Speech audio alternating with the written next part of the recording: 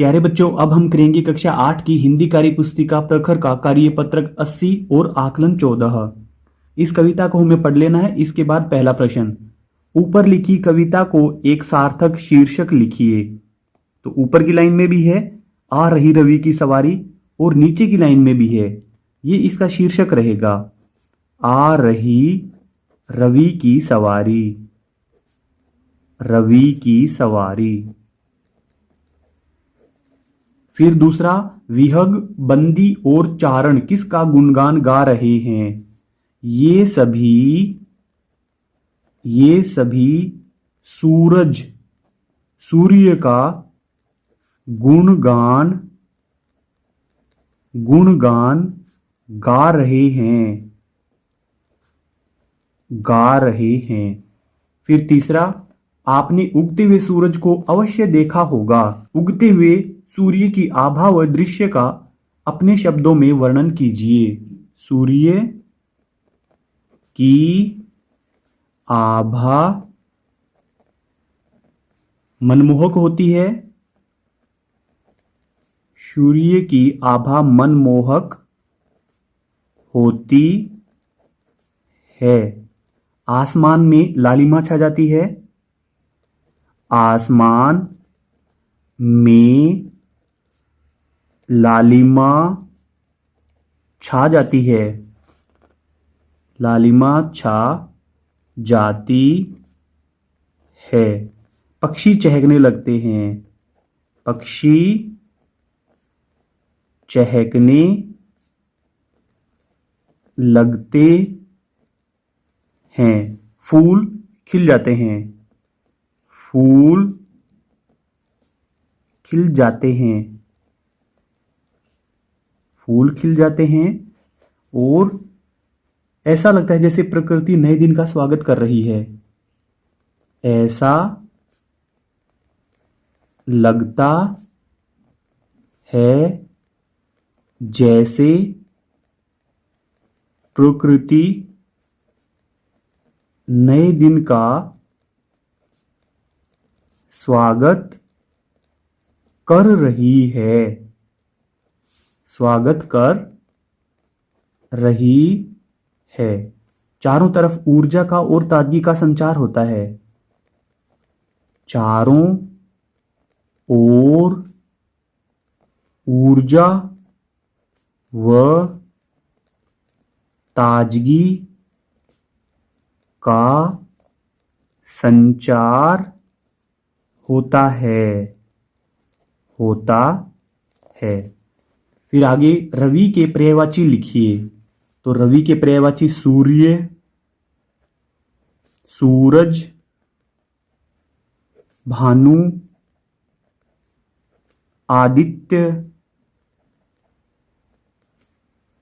आदित्य, दिनकर आदि। फिर है पांचवा, अनुचर। अनु प्लस चर आदेश के अनुसार आचरण करने वाला या सेवक। आप भी नीचे दिए गए शब्दों को इसी प्रकार स्पष्ट कीजिए। नभचर, नभ में विचरण करने वाला। नभ प्लस चर, नभ में विचरण करने वाला यानी कि पक्षी। फिर आगे है जलचर।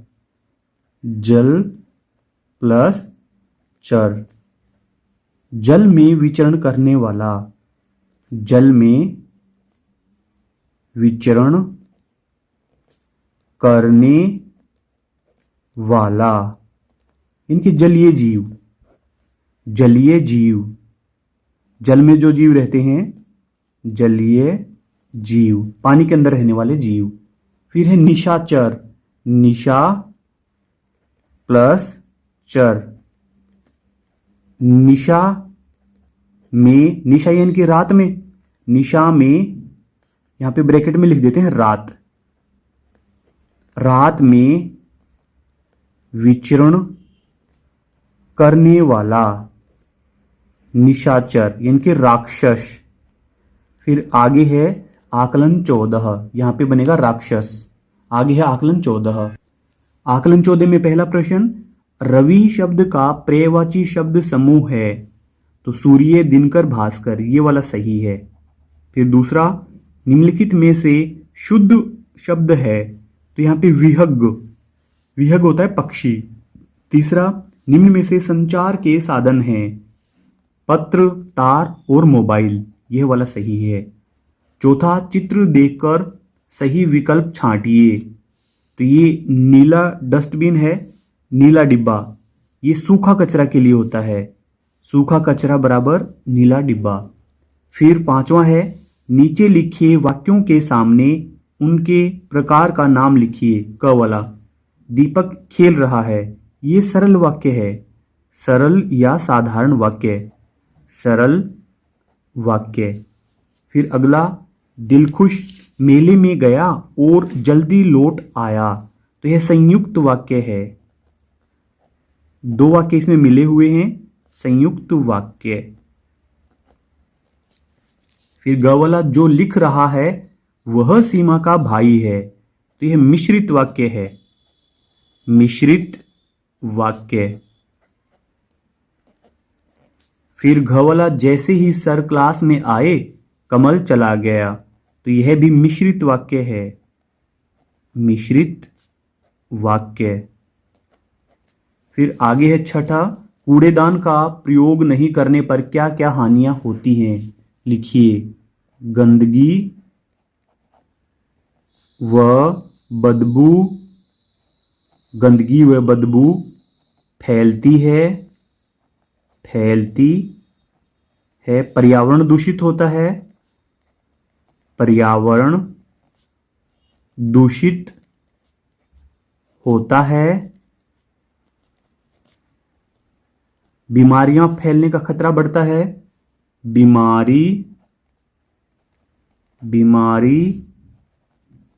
फैलने का खतरा बढ़ता है। और भी कोई कारण आप यहां पे लिख सकते हैं, और भी कोई हानि यहां पे लिख सकते हैं। सातवां, कूड़ेदान बराबर कूड़ा प्लस दान। इसी प्रकार निम्न शब्दों को पूरा कीजिए। क वाला, ईमानदार, तो ईमान प्लस दार, ईमानदार। फिर सब्जी वाला, सब्जी प्लस वाला, सब्जी वाला। नौका विहार, नौका, नौका प्लस विहार, नौका विहार। रसोई घर, रसोई जमा घर। आगे क्वेश्चन नंबर 8। 8वें प्रश्न में है, निम्नलिखित शब्दों का प्रयोग करते हुए एक कविता लिखिए। तो इन शब्दों का प्रयोग करते हुए हम एक कविता लिखेंगे, और हमने इसमें कोशिश की है कि अधिक से अधिक इन शब्दों का प्रयोग कर सकें। लाल टमाटर, लाल टमाटर, गाजर मूली, लाल टमाटर, गाजर मूली। इनको घर लाऊंगा डाली, इनकी घर लाऊंगा डाली, इनकी घर लाऊंगा डाली, इनकी घर लाऊंगा डाली। अच्छे लगते हैं तुमको, अच्छे लगते हैं तुमको, अच्छे लगते हैं तुमको, अच्छे लगते हैं तुमको। अति सुहाते हैं मुझको, अति सुहाते हैं मुझको। हम देख लेते हैं कौन कौन से शब्दों का प्रयोग हुआ। लाल, फिर टमाटर, फिर गाजर, मूली, इस लाइन के सभी शब्द इसी में से लिए गए हैं। फिर घर, ये रहा घर, लाऊंगा, ये रहा, डाली, ये रहा। अच्छे लगते हैं, तो इसमें अच्छा लगना, अच्छे लगते हैं तुमको, तुमको ये रहा। अति सुहाते हैं मुझको, अति शब्द इसमें ये रहा, और मुझको ये रहा। तो केवल 4 लाइनों में इतने ही शब्दों को हम समा पाएंगे। आगे है प्रश्न नंबर 9, वाक्य के लिए एक शब्द लिखिए। जैसे पत्र पहुंचाने का कार्य करने वाला, डाकिया। फिर क वाला, जो कम बोलता है, मितभाषी। मितभाषी, जो कम बोलता है। जो ज्यादा बोलता है वह कहलाता है वाचाल। वाचाल। जो कम खर्च करता है, मितव्ययी। मितव्ययी, कम खर्च करने वाला। जो रात का विचरण करता है, निशाचर। निशाचर, निशा यानी कि रात्रि, और निशाचर का अर्थ है कि रात्रि में विचरण करने वाला या रात को घूमने वाला। 10वां है, पत्र लेखन में सबसे अंत में क्या लिखते हैं? सबसे अंत में हम भवदीय लिखते हैं, भवदीय, या फिर आपका शुभ चिंतक, ऐसे भी लिखते हैं हम, आपका शुभ चिंतक, इस प्रकार से हम लिखते हैं। या फिर लिखते हैं कि आपका भाई, आपका पुत्र, इस प्रकार से भी हम लिखते हैं। अब यहां पे दो गधे हैं, ये आपस में बातें कर रहे हैं। मित्र तुम बहुत अच्छा गाते हो, और दूसरे गधे ने कहा और सुनाऊं? प्रश्न, आपको हंसी क्यों आई? क्योंकि गधा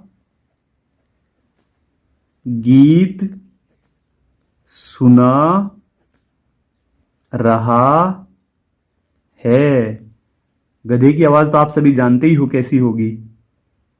इस वीडियो के डिस्क्रिप्शन में आपको मिलेंगे हिंदी, गणित और अंग्रेजी विषय की वर्कबुक के लिंक।